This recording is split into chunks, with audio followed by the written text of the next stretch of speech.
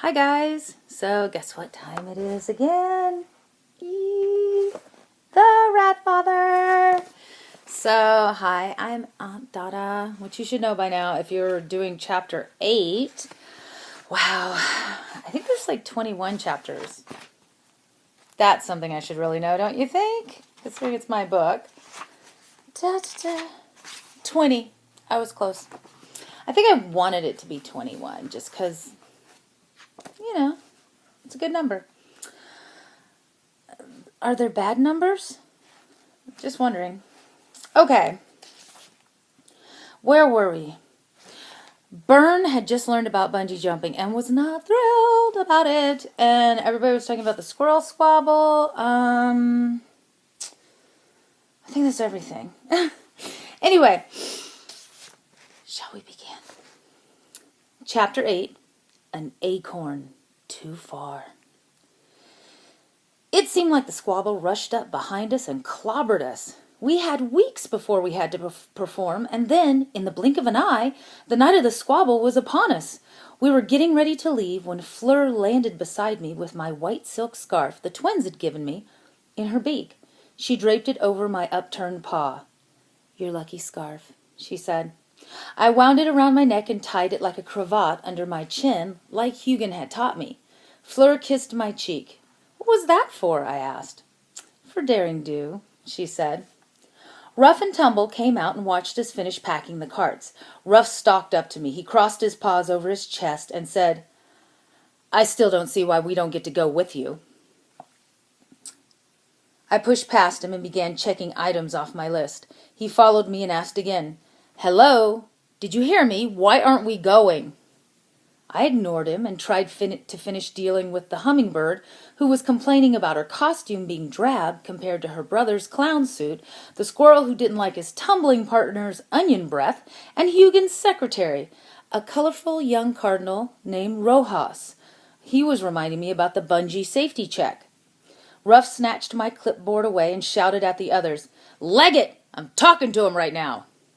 The hummingbird snatched back her ribbons, gave a sniff, and flew away, after blowing a loud raspberry at Ruff. Rojas withdrew silently, and the squirrel bared his teeth at Ruff before scuttling away. I pried my clipboard from Ruff's grip and told him, "You are not going because you make the other animals nervous, and we don't need that right now. Case in point, I was surrounded by animals with real questions, and you managed to scare them all off. So you could ask me a question I have already answered many times." Ruff said, "We could go dressed as clowns." "No," I answered. "Tumble is great at lifting. We can help set up, and we can—" "No! We could—" "No!" I shouted. "No, no, no! This is a delicate operation already. We've already had squirrel problems, and I am not having you come in and start roughing people up. It's too risky. You may report to the Rat Father, but I run this show. My answer is no." Ruff glared at me, then stomped off. I can't say I was surprised. I got back to the business of getting everyone packed up for our journey to the poplar tree in Green Park. Petitioning squirrels were already queued up at the base of the old tree. Weddings, funerals, births, food exchanges, missives from other squirrel colonies, and anything else the local squirrels felt needed approval was a reason to stand in line. It was a parade, party, and a solemn procession all rolled into one. Local business owners hawked their wares up and down the line. There was a grasshopper who wove pretty figures out of a grass that he sold as toys. I made a note to myself that he would be someone to talk to about being part of the show. Maybe he could make something we could throw to the crowds, or he could weave baskets for us to carry food off in. I calculated the amount one of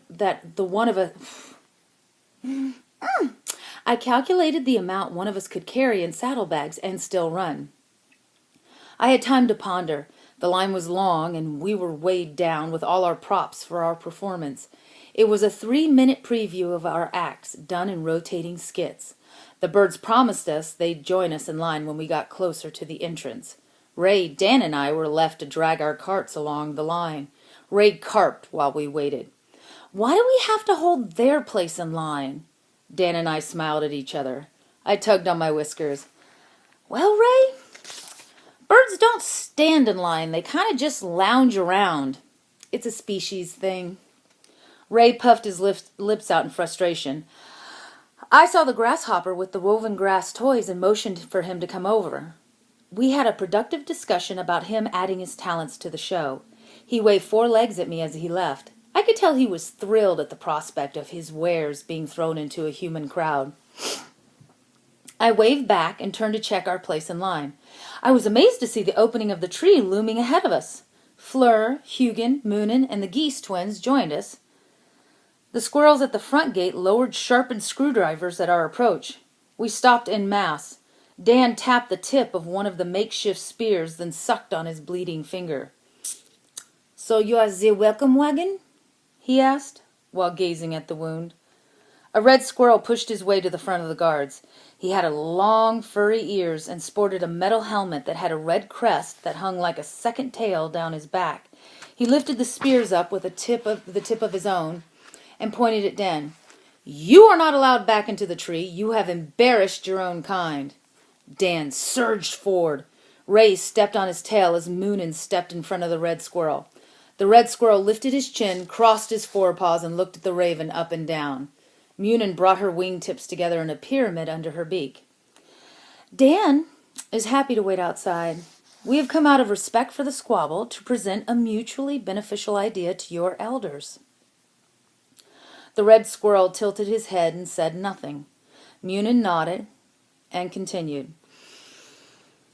"As a respected servant of the royal family and a de facto representative of a historical position at a monument to British heritage, I demand an audience with the elders of this tree and a modicum of respect from its inhabitants."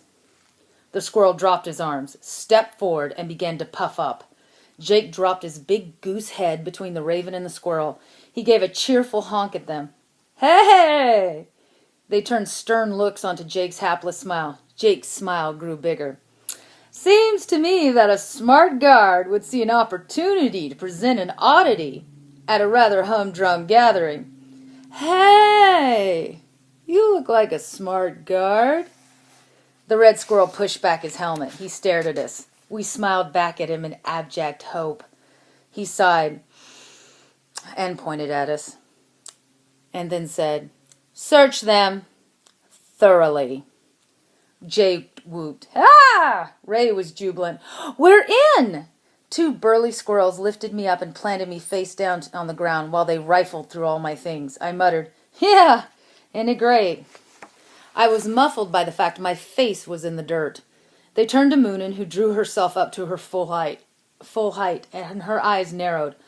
"I will not suffer the indignity of a search. I have no pockets. What you see is what I have. The first squirrel that touches me takes his life into his own paws." The guards watched her warily. She swept past them. They led us up, one by one. We dusted ourselves off. The red squirrel pointed at Dan. "He stays outside." Dan kicked dirt over the squirrel's feet. "Keep your stupid tree. I want no part of your kingdom. You have slaves, not citizens. Vive le cirque!" He stomped away. I gave him a nod when he glanced back at me. He gave a sharp nod in return. We turned back to the grand tunnel into the tree. There were guards at various tunnels, but not all of them.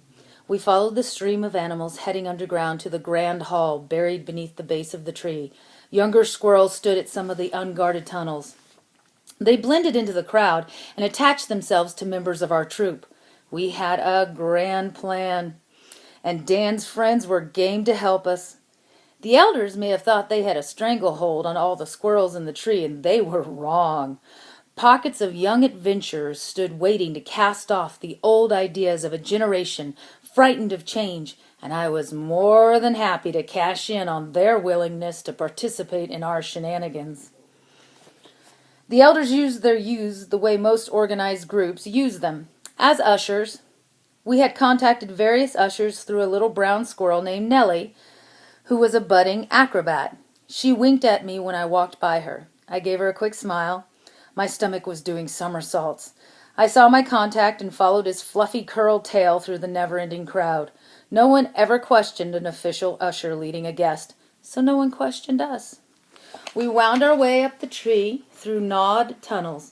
The terraces that overlooked the grand hall lined every hallway and moved in an ever-tightening spiral up the inside of the tree. We worked our way higher and higher. The squabble began below us. The elders marched through the middle of the crowd. Younger squirrels carrying flags marched alongside them. Every face was solemn. The raucous crowd fell silent as they passed. I finally reached my terrace near the top. Ray was there already. He handed me the spyglass he was using to watch the proceedings below. The voice echoed up to us. I watched the whole scene unfold. Elders took their seats, which were ornately carved niches set high in the wall with stairs leading up to them. They wore long robes that flowed from the seats and hung like red curtains in a semicircle that faced the beginning of the line. The first squirrel gulped and stepped forward. He opened his mouth to begin his request. 4 small squirrels, festooned in frippery, raised their long tinny brass trumpets and blew a loud blast that drowned out everything. The squirrel froze in mid-speech until the musical din had stopped. Mineus, a tall gray squirrel, Mineus, a tall gray squirrel with tiny glasses perched on his muzzle, strode to the middle of the great hall. He held a large acorn in his paws, which he placed in front of the first squirrel in line. He was the grand undersecretary to the wizened squirrel that sat at the middle of the semicircle of elders. High key keeper of the first tunnel, the top squirrel, Rannick. I saw Croesus was seated 2 seats away from us. Mineus walked to stand beneath his master. Rannick nodded as Mineus, who cleared his throat and raised his forepaws. The squabble will begin. Place your paw on the acorn of truth. Speak wisely, speak true, or the great toothed one will find you. You, he pointed at the first squirrel, which cringed. Begin. The first squirrel in line laid a trembling paw on the acorn. It had been ornately carved with the story of the tree. It mapped out the story of the first squirrels that gnawed the first tunnels, the battles with the rats and roaches to secure their piece of Green Park, the Peace Park Accords of the 17th century, and other great moments in the tree's history, including the poisoning of 1910, when the entire park was covered in a carpet of sulphurous doom. He stared at the carvings, opened his mouth to speak. He couldn't. His words just dried up.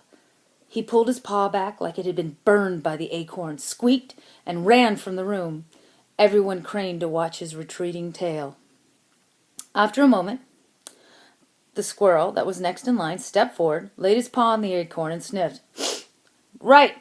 My turn, then.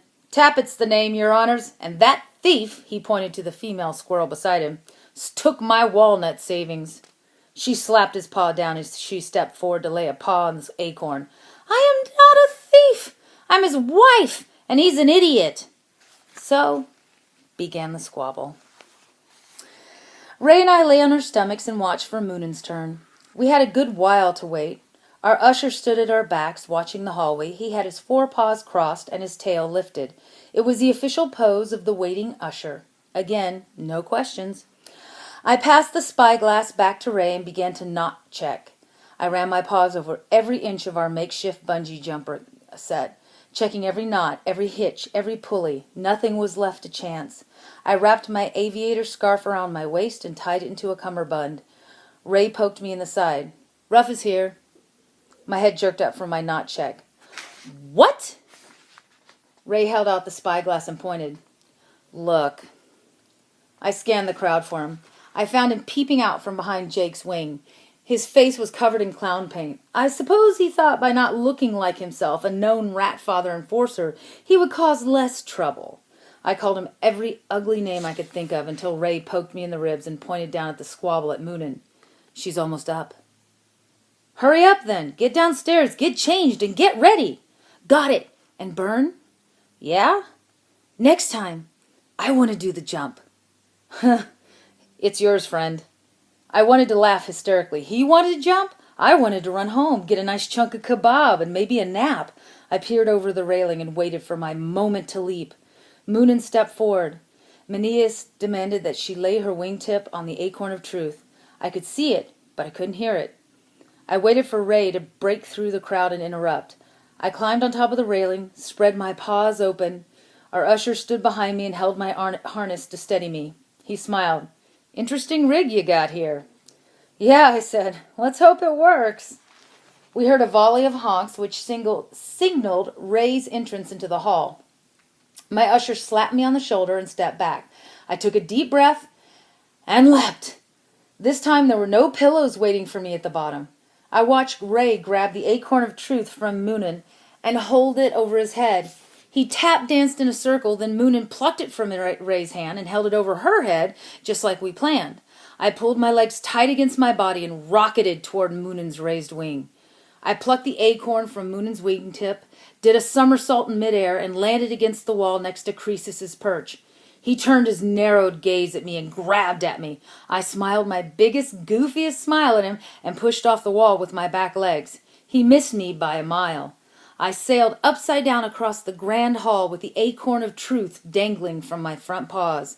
The entire crowd swayed with me, their paws held aloft to catch the acorn if I dropped it. Jake waddled to the middle of the floor, flapping and honking and doing anything he could think of to add to the general cacophony. He settled in the middle of the floor, and a battalion of squirrels and rat clowns emerged from his feathers. Their fur was painted with silly stripes and swirls. They tumbled, capered, and danced underneath me. They shook their fists at me. They formed pyramids to catch me, which I swung through and tumbled them to the floor. Rannoch stood. Enough! Seize these intruders! They will be punished for their insolence! The real ushers marched into the fray and grabbed our clowns. They threw the clowns to the floor and knelt on their necks. Mineus's robes rippled as he slid up Rannoch's steps and knelt beside his master. He leaned close to whisper in Rannoch's ear. I was still turning lazy circles above the great hall's floor with the acorn of truth clutched in my sweaty paws. I swung to the far wall, pushed off, and headed for Rannoch and Mineus. They watched me swing toward them. Neither of them flinched when I landed beside them. I said, "Think quick!" The crowd gasped when I tossed the acorn to Rannoch. To be fair, I was right next to him when I did it. He would have had to be pawless to miss it. I figured he was the best person to give it back to because we had definitely grabbed the stick from the wrong end when we had dared to use the acorn as a prop for the act. He sputtered and snarled at me, but I noticed he had it clutched between his front paws. Whatever happened to it would not be our fault. I backflipped onto the floor of the great hall and ran flat out to Moonin. The ushers leapt as one at me. I waited to the last second to bounce skyward. The ushers missed me and landed in a great tangle. They fought each other, thinking I was underneath. Quite a few got a good kicking before they realized I was gone. My usher pulled me over the balcony. I slipped from the rig. We tossed the supplies in a bag and joined the streaming crowd. We followed the tails in front of us. Guards converged on the crowd and started pushing through it, trying to find us and our compatriots.